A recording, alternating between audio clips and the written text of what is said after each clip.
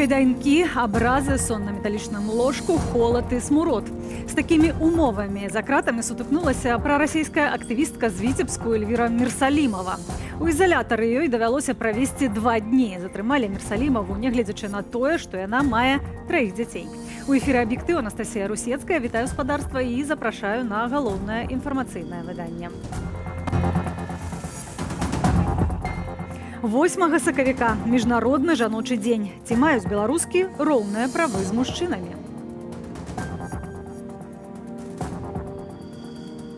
Для белорусских феминисток и фем-активисток 8 марта – это каждый день. Перапоўненыя камеры і знявага на кожным кроку. Як застацца жанчынай за кратамі? Нам разрешили купить мужские трусы, нам разрешили купить мужской гель-душ и, собственно, несколько рулонов туалетной бумаги. Спустя 2 или 3 недели это карантин. Свабоду Андрэю Гнёту. Беларусы патрабуюць ад Сербіі не выдаваць рэжыму Лукашэнкі арыштаванага беларуса.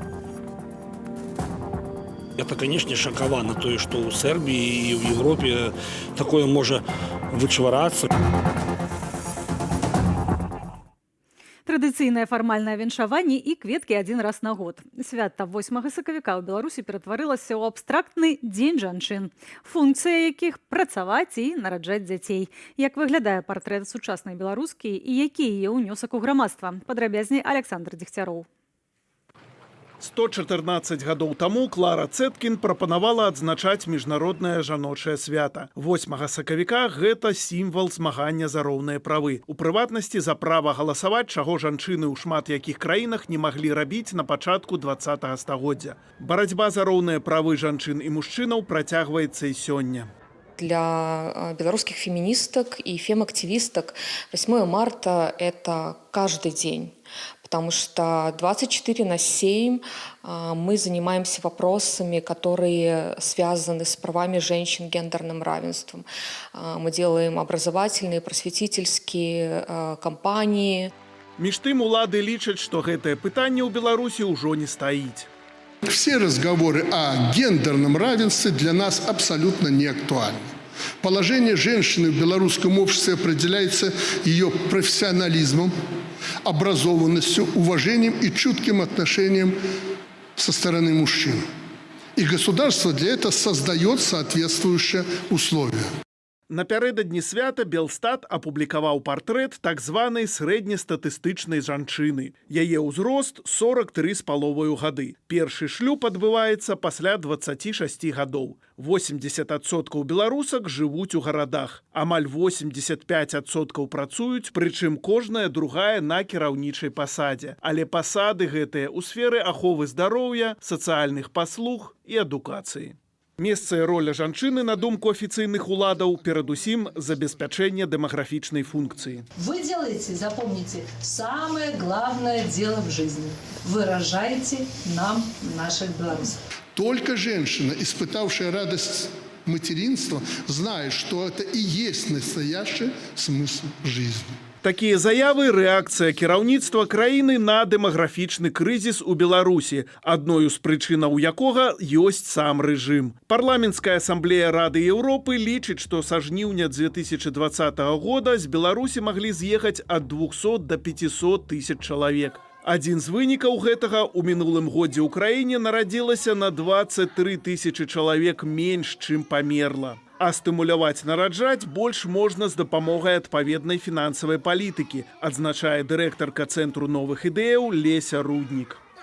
Аднак у беларускага рэжыму няма ні такой эканамічнага рэсурсу, ні сацыяльнага рэсурсу, каб гэтым займацца. Таму адбываецца такая пэўная прапаганда з надзеяй на тое, што яна будзе мець уплыў на рашэнне нейкіх маладых, напэўна, беларусаў, беларусак нараджаць дзяцей, рабіць это больш часта, больш рана.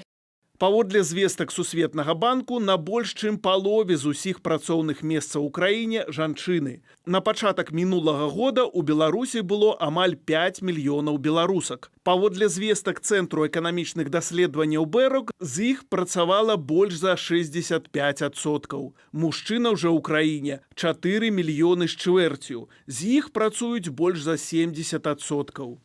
Асноўная прычына неўдзелу ў працоўнай сіле жанчын з'являецца вядзенне хатняй гаспадаркі. Жанчына ў Беларусі добраахвотна адмаўляецца ад сваёй прафесійнай кар'еры для таго, каб займацца сям'ёй і сваімі дзецьмі. Улады падаюць такую сітуацыю як адпаведную традыцыйным каштоўнасцям. Але паўстае пытанне, што ж гэта за каштоўнасці? Мы ведаем, што беларускія жанчыны як мінімум на 25% меней зарабляюць у сярэднім за беларускіх мужчын. Ну і гэты шэраг можна працягваць. Я ўжо не кажу пра тое, што зневажлівыя абражальныя заявы дапускаюцца і чыноўнікі, і чыноўніцы Лукашэнка ў дачыненні да ўсіх беларускіх жанчын. Гэта ніяк не адпавядае поглядам ні хрысціянскай дэмакратыі, я думаю, што не традыцыі беларускага народа. Рэжым шмат гадоў намагаецца паказаць, што месца жанчыны на кухні. На справе беларускае грамадства перарасло такія ўяўленні. Яскравы прыклад таму феномен Святланы Ціхановскай, калі беларусы і беларускі прадэманстравалі, што яны прагнуць пераменаў. Александр Дзегцяроў, Белсат. Не толькі выходны дзень, кветкі і падарункі. 8 сакавіка нагода казаць пра правы жанчын і ні ў якім разе не забывацца на тых, каму бараніць гэтыя правы амаль нерэальна. Пра тых, хто трапіў за краты. Я з жанчынамі не ваюю, запэўніваў Лукашенка. Паводле праваабаронцаў, сёння ў Беларусі за свае погляды ў зняволенні 171 кабета. Пра нязломных і моцных беларусак. Наступны сюжэт.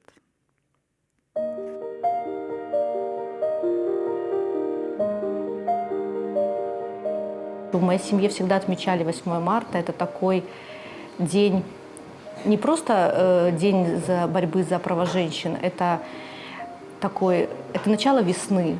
А весна – это всегда новая жизнь. 16 месяцаў. Столькі за кратамі прабыла Вольга Скрашчук. Тэрмінам у калоніі жанчыну пакаралі за каментар у інтэрнэце. Ён датычыў гібелі ў менскай кватэры супрацоўніка КДБ Дмітрыя Федасюка і IT-адмыслоўца Андрэя Зельцера. Спачатку былую палітзняволеную трымалі на каранціне ў жодзінскай турме, перапоўненыя камеры ды знявага на кожным кроку. Мы сидели без вообще нижнего белья, без никакого.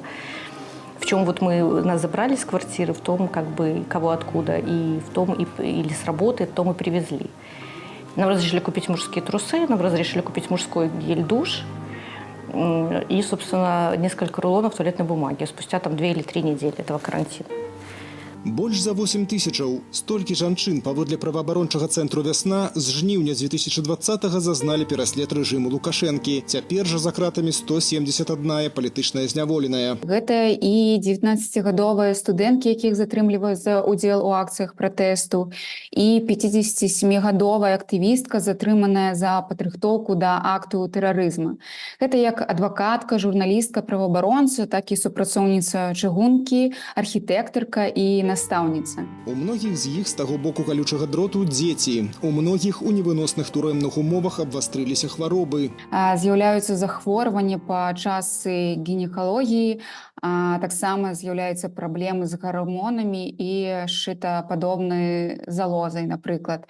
Але, напэўна, не хопіць тут эфіру, каб пералічыць усе хваробы і ўсе праблемы па здароўі, з якімі сутыкаюцца жанчыны ў зняволенні. Любая дапамога ў такой сітуацыі літаральна на вагу золата. Фонд салідарнасці «Байсол» разам з асацыяцыяй беларускага бізнесу за мяжой сабраў для 20 сем'яў палітзняволеных жанчын больш за 10 тысяч еўраў. Такую акцыю ладзяць 3-й год запар. Мы робім аднаразовую выплату ў памеры 500 евро. І дзякуючы таму, што гэтая кампанія была зробленая разам з нашымі партнёрамі асацыяцыі беларускага бізнеса за мяжой, АББА, удалася дастаткова моцна прыцягнуць беларускія бізнесы, якія зараз пачынаюць сваю працу за мяжой. Як жанчыне за кратамі не страціць годнасць, як у нялюдскіх умовах застацца сабою. Вольга Скрашчук узгадвае, як зняволеныя кабеты спрабавалі захаваць прыгажосць. Натирали как-то лук, резали, в общем-то, как-то его мяли руками в пакетах, наносили какие-то маски на волосы, потому что они очень сильно выпадают, естественно. Что еще мы делали? Девушки подводили стрелки, глаза стрелки подводили фломастерами, и ими же красили брови. А брови мы выщипывали с помощью спичек. Адмыслова да міжнароднага дня правоў жанчын праваабарончы цэнтр «Вясна» запусціў фільм, а ў ім гісторыя былой палітзняволенай Дар'і Кароль. Ён называецца «Фіялетавыя слёзы». Алесь Яшчанка, Белсат. Год нічога не чуваць з-за кратаў пра Сергея Ціхановскага. Муж Святланы Ціхановскай адзін з шэрагу палітвязняў, якіх трымаюць у рэжыме інкамунікада, без сувязі з вонкавым светам. Каб нагадаць пра становішча палітычных зняволеных у нашай краіне і дамагацца іхнага вызвалення, Ціхановская зладзіла сустрэчу з журналістамі побач з амбасадаю Беларусі ў Вільні. І ведаеце, што самае цяжкае для мяне, гэта тое, што там нашы родныя, нашы блізкія, нашы любімыя, каханыя не падумалі, што пра іх насамрэч забылі. Бо так лёгка, я думаю, папасці на, можа, на тлумачэнне адміністрацыі, што глянь, ты нікому не патрэбны, ніхто табе не піша, ніхто да цябе не прыходзіць, там твая ахвяра была дарэмнай. І вось гэта псіхалагічны і фізічны стан, канешне, людзей у турмах, гэта тое, што вось больш за ўсё турбуе. Я сёння таксама тут, каб праявіць салідарнасць з тысячамі ўсіх іншых беларускіх палітвязняў, якія сядзяць толькі за тое, што не маўчалі, за тое, што патрабавалі перамен.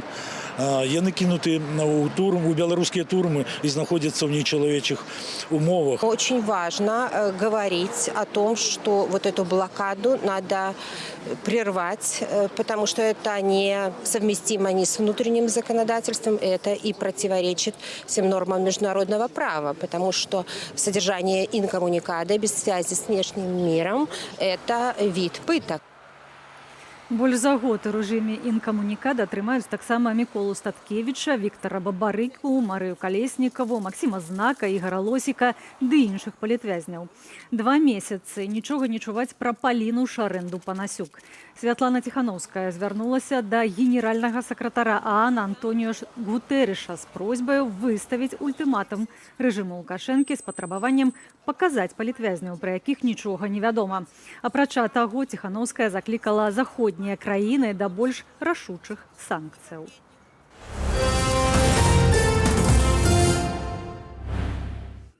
Былы кандыдат у прэзідэнты, заснавальнік грамадзянскай ініцыятывы «Хартыя-97», каардынатар грамадзянскай кампаніі «Еўрапейская Беларусь». У эміграцыі працягвае адстойваць нацыянальныя інтарэсы Беларусі і міжнароднай арэне. Выступае за ўзмацненне санкцыяў супраць рэжыму Лукашэнкі.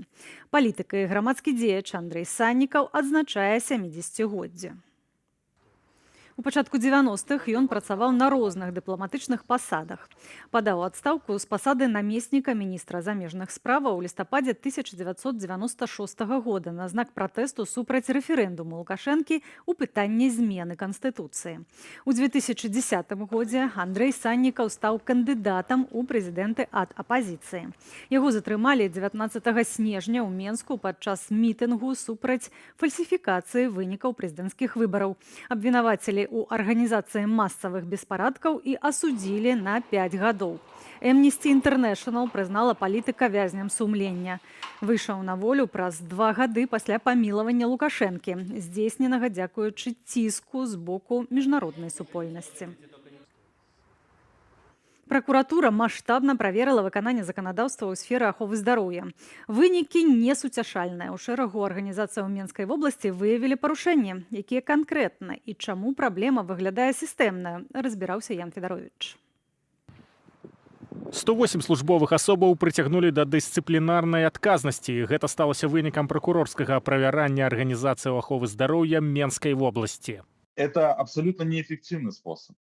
Потому что, да, приезжает какой-то проверяющий, посмотрел, увидел недочеты, но тут самое главное, что нет возможности эти недочеты как-то исправить. Для этого должно быть нормальное финансовое обеспечение того же самого здравоохранения. Сярод выяўленых парушэнняў адсутнасць шэрагу медычных вырабаў і некаторых відаў абсталявання, наяўнасць пратэрмінаваных лекаў. Ёсць памылкі медперсаналу пры пераносе чэргаў на аперацыі з адной установы аховы здароўя ў другую, ды хібы звязаныя з дыспансерызацыяй. Шмат гэтых сродкаў ідзе не зусім не на лячэнне людзей, а на ўтрыманне вось гэтага бюракратычнага апарата, які вертыкалі гэтай. Калі гэты вертыкаль як бы знішчаецца, атрымліваецца самакіраванне, там дзяржаўны ўзровень, тады адпаведна вызваляецца значна больш сродкаў на вось такія патрэбы, як ахова здароўя. Асабліва шмат парушэнняў у так званых ФАПах, фельчарска-акушэрскіх пунктах, што існуюць для надання дапамогі ў вёсках. Там не стае лекаў, прычым самых простых, накшталт валідолу або дыклафенаку. Не выконваюць таксама маршрутаў і графіку надання дапамогі. У меня это лекарство уходило там буквально на экстренную помощь буквально за 5 дней. А выписывалось они мне на 3 месяца. Вот. Все остальное, если у тебя есть на ФАПе аптека, ты как бы в долг берешь у этой аптеки. А потом, если местные жители тебе захотят оплатить стоимость вот этой аптечного вот этого варианта, то да, хорошо. А если не оплатят, то получается это из твоего кармана. Такі стан рэчаў не толькі ў Менскай вобласці. Яшчэ ў мінулым месяцы пракуратура адсправаздачылася пра падобныя парушэнні ў медычных установах Віцебскай вобласці. На этого фельдшера накинули столько обязанностей. И он и заведующий ФАПом, он и санитарка, он и все остальное. Чаще всего это один и тот же человек. Получает он минимальную зарплату. Прычым праблема не новая. Летась Лукашенко нават правёў нараду, на якой раскрытыкаваў стан медычнай галіны. Есть вопиющие проблемы, простите слов, бардака в больницах, поликлиниках, ФАПах. Стены, потолки разрушаются, двери покосились, элементарные санитарные правила не соблюдаются. Зрэшты, ніякіх зрухаў у лепшы бок не бачна. І ці будуць яны, незразумела. Ян Федарович, Белсат.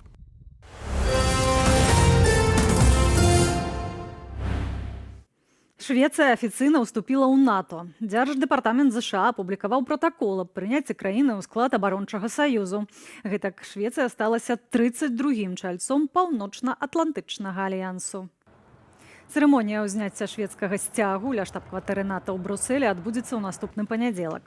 Стакгольм пастанавіў падаць заяўку на ўступленне ў альянс у 2022 годзе разам з Хельсінкі неўзабаве пасля ўварвання Расіі ва ўкраіну. Аднак уступленне Швецыі адбылося пазней за Фінляндыю. Рашэнню пэўны час пярэчылі Турцыя і Вугоршчына. Міністр абароны ЗША назваў пастанову Швецыі зрабіцца сябрам альянсу яшчэ адным напамінам аб тым, што вайна Пуціна – гэта прычына пашырэння альянсу, а не наадварот. Не дапусціць дэпартацыі Андрэя Гнёта. Рух беларускіх нацыяналістаў пратэставаў пад амбасадай Сербіі ў Варшаве.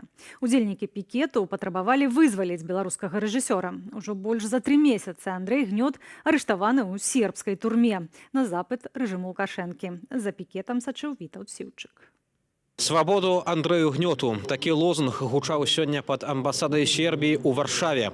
Арганізацыя «Рух беларускіх нацыяналістаў» адмыслова злазілі пікет з патрабаваннем вызваліць нашага суайчынніка. Андрэй Гнёт! Андрэй Гнёт! У лістападзе мінулага года беларускі рэжысёр, адзін з заснавальнікаў свабоднага аб'яднання спартоўцаў Андрэй Гнёт быў затрыманы ў Сербіі, у Белградзе.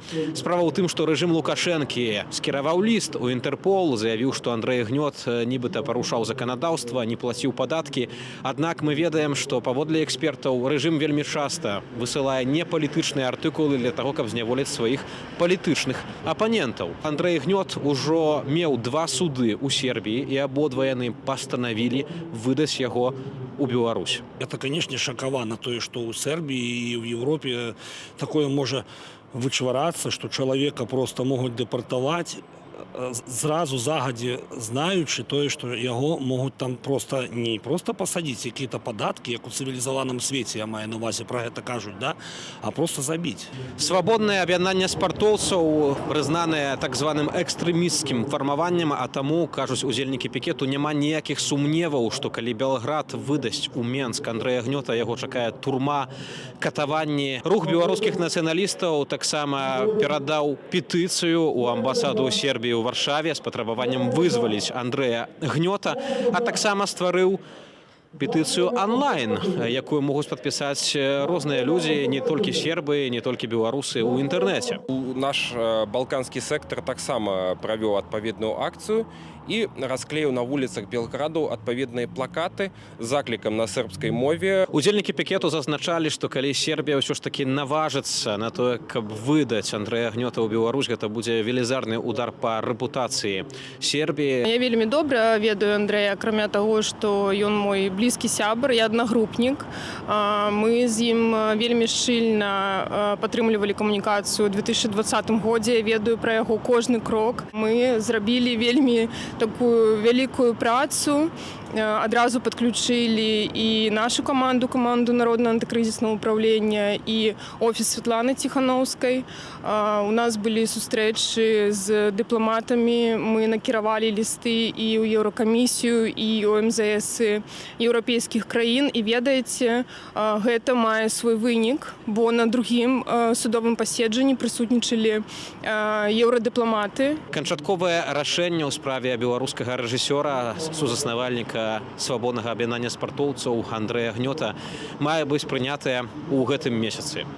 Віталь Ціўчык, Белсад. Смерць 25-гадовай беларускі Елізаветы падштурхнула польскіх палітыкаў сур'ёзна ўзяцца за ўзмацненне пакарання за згвалтаванне. Напярэдадні ў польскім сейме прайшлі дэбаты, у тым ліку аб вызначэнні самога паняцця згвалтавання. Што гучала падчас першага чытання законапраекту ў парламенце, ды як гэта можа паўплываць на сітуацыю ў польскім грамадстве? Віталь Бабін. Калі б Дорыян С. не забіў Лізаветы, а толькі б згвалтаваў і пакінуў яе ў браме, то з досыць вялікаю імавернасцю атрымаў бы умоўны тэрмін, казала напярэдадні ў польскім сейме суаўтарка новага законапраекту Аніта Кухарска-Дзедзец. Гэты законапраект прызнае згвалтаванне злачынствам, а не правапарушэннем, як цяпер. Ён адмяняе прэзумпцыю згоды і неабходнасць ахвяры даказваць, што вінаваты нясе адказнасць за нанясенне ёй шкоды. Гэты праект, замест таго, каб шукаць апраўданне злачынцу, называе згвалтаванне згвалтаваннем, што дае сексуальную аўтаномію на падставе волі або яе адсутнасці. Закон, які можа змяніць лёс сотняў і нават тысячаў польскіх жанчын. Такія довады агучвалі дэпутаты, якія выступаюць за ўзмацненне пакарання для гвалтаўнікоў. Бо сённяшнія нормы, прапісаныя ў заканадаўстве, фактычна кажуць, што польская жанчына заўсёды згодная на секс, падкрэсліваюць аўтары законапраекту. А калі не, то мусіць паказаць, наколькі моцна не жадае гэтага, ды падаць дзеля гэтага адпаведныя доказы. Брак крzyku не означає... Адсутнасць супраціву не азначае згоды, адсутнасць крыку не азначае згоды, маўчанне таксама не азначае згоды, алкагольнае ап'яненне не азначае згоды, смелае адзенне не азначае згоды, высокія абцасы таксама не азначаюць згоды, толькі выразная і свядомая згода азначае згоду на сексуальны кантакт. Згода означае згоду на абцаванне пłciowe. На сённяшні момант у Польшы за згвалтаванне злачынцу пагражае максімум 12 гадоў турмы, аднак зазвычай суды выносяць больш мяккія прысуды. Аўтары законапраекту прапаноўваюць выкрасліць з артыкулу крымінальнага кодексу абавязковую наяўнасць гвалту, пагрозы ці падману дзеля схілення асобы да сексуальнага кантакту. Пры гэтым увесці абавязковае паняцце добраахвотнай і свядомай згоды на палавыя зносіны, а мінімальнае пакаранне за такое злачынства павялічыць з 2 до 3 гадоў. Праект у парламенце падчас дэбатаў прынялі не ўсе дэпутаты. Не трэба ўносіць у крымінальны кодекс новыя змены, якія выклікаюць шмат сумневаў. Ці сапраўды мы хочам, каб кожнага чалавека лічылі патэнцыйным гвалтаўніком толькі таму, што ён не зафіксуе загадзя свядомай згоды на сексуальны кантакт. Давайце не выплюхваць з вадою дзіця. Наколькі новы закон, калі яго прымуць, сапраўды можа павялічыць колькасць фальшывых заяваў аб згвалтаванні. Аўтар інстаграм-аккаунту «Папраўне» адвакат Кшыштаф Крупа падкрэслівае, што закон толькі пашырыць катэгорыі дзеянняў у дачыненні патэнцыйнай ахвяры, якія можна будзе трактаваць як згвалтаванне. У цэлым сітуацыя выглядае не так, што калі мы зменім паняцце згвалтавання, то нібыта кожны сексуальны акт будзе лічыцца гвалтоўным. Гэта хутчэй аргумент праціўнікаў гэтай рэформы, якія не да канца ведаюць праблему, пра якую гавораць. Не так і проста некага абвінаваціць у здзяйсненні такога злачынства. Нагадаю, што абгаворваць кагосьці, абвінавачваючы ў здзяйсненні такога злачынства, само па сабе ёсць злачынствам. А як такі закон можа паўплываць на сітуацыю ў самім грамадстве? Если не прописать конкретные какие-то моменты доказательств, скажем так, вот этого факта, он также может трактован быть как манипуляция со стороны женщин в адрес мужчины. Ну, потому что ведь можно манипулировать. То есть, в принципе, для любого человека, который имеет власть, ну, и хочет властвовать над другим, вот такой инструмент, как наказание, да, он может быть очень даже использован. Змены ў заканадаўстве лічаць у польскім міністэрстве юстыцыі абавязковыя, бо да іх абавязвае Стамбульская канвенцыя. Апошняя прадугледжвае мінімальныя стандарты для еўрапейскіх урадаў адносна перадухілення, абароны і судовага пакарання за згвалтаванне жанчын. Перад тым, як законапраект прымуць, ён мусіць прайсці праз іншыя інстанцыі ды імаверныя дапрацоўкі. Віталь Бабін, Белсат. Былы галоўнакамандуючы ЗСУ Валерый Залужны стане амбасадарам Украіны ў Вялікай Брытаніі. Гэтак пастанавіў прэзідэнт Уладзімір Зеленскі, зацвердзіўшы ягоную кандыдатуру на гэтую пасаду. Якія рэакцыі выклікала пастанова і якія палітычныя наступствы яна можа несці? Далей у матэрыяле. Жалезны генерал. Гэтак за стойкасць і сілу сусветныя медыя празвалі Валерыя Залужнага. Армія пад ягоным камандаваннем здолела не толькі не дапусціць узяцця Кіева за 3 дні, але адціснуць ворага і таксама паспяхова правесці контрнаступ у 2022 годзе, вызваліць Херсон і Харкаўскую вобласць. Прывітайце украінцы з Днем Незалежнасці. У адстаўку галоўнакамандуючага ЗСУ Валерыя Залужнага прэзідэнт Украіны Уладзімір Зеленскі адправіў месяц таму. Тым не менш, пасля звальнення прысвоіў яму званне Героя Украіны. Цяпер Зеленскі адпраўляе Залужнага амбасадарам Украіны ў Вялікую Брытанію. Але адпаведнага ўказу прэзідэнта пакуль няма, як і ўзгаднення ад брытанскага боку. А таму пра афіцыйнае прызначэнне казаць пакуль рана. Рашэнне выклікала неадназначную рэакцыю ў сацсетках. Залужны паказаў, што ён сапраўдны дзяржаўнік. Украіна ў Брытаніі будзе рэпрэзентаваная на найвышэйшым узроўні. Выглядае хутчэй як жаданне пазбавіцца ад чалавека нумар 1 у рэйтынгах. Тэхналогія зразумелая. Пасля таго, як Залужны станецца амбасадарам у Вялікай Брытаніі, ужо ніхто яго не будзе ставіць у рэйтынгі і вымяраць давер. Кіраўнік украінскай дыпламатыі Дмытро Кулеба адзначыў, што гэтае рашэнне адпавядае інтарэсам Украіны. Залужны валодае англійскую мовою, мае неабходныя кампетэнцыі. Прэзідэнт вельмі доўга шукаў максімальна моцнага кандыдата ў Лондоне. Адным з ключавых патрабаванняў было менавіта разуменне ваеннага кантэксту, бо Вялікая Брытанія – гэта адзін з лідараў у ваеннай справе, у ваеннай дапамозе ўкраіне. Таму новы амбасадар мусіў мець глыбокі вайсковы бэкграунд. Сам Валерый Залужны навіны пра сваё прызначэнне пакуль што не каментаваў. Пасаду амбасадара ён зойме толькі пасля указу прэзідэнта і праходжання працэдуры ўзгаднення з Вялікаю Брытаніяй. Марына Ступак, Дамініка Кунцевіч, Белсат. Пры канцы выдання яшчэ раз вернемся да свята 8 сакавіка. Ад вайскоўцаў да працаўнікоў мясакамбінату крэатыўна павіншаваць жанчын са святам пастараліся калектывы беларускіх прадпрыемстваў і арганізацыяў. Прапаноўваем вашай увазе падборку самых арыгінальных віншаванняў без каментара.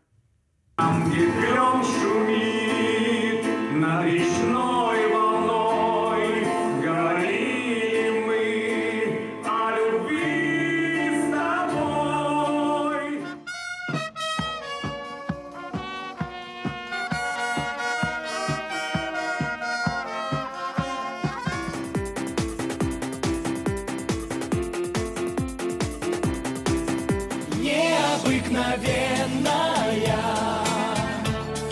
ласковая, нежная.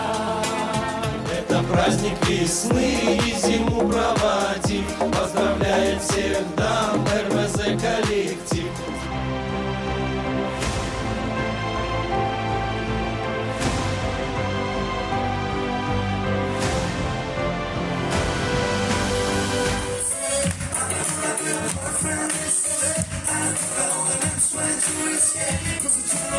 От лица воинов спецназа и вооруженных сил в целом поздравляю вас с этим весенним праздником.